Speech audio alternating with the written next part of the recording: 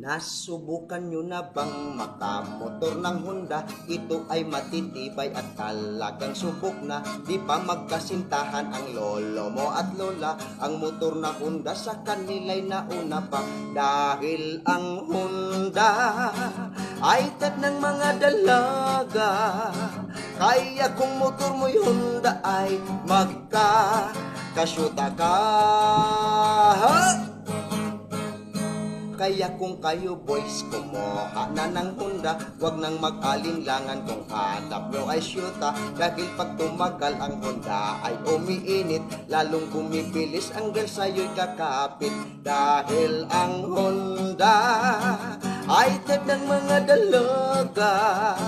Kaya kung motor mo'y Honda ay magkakasyuta ka. Huwag kang mag-alala, ang Honda ay di mahina. Di tulad sa ex mo na iniwan ka ng bigla. Ang tibay ng Honda ay forever mong kasama, hanggang magkaanak kayo at magkaapo pa. Dahil ang Honda ay type ng mga dalaga. Kaya kung motor mo'y Honda ay magkakasyuta ka.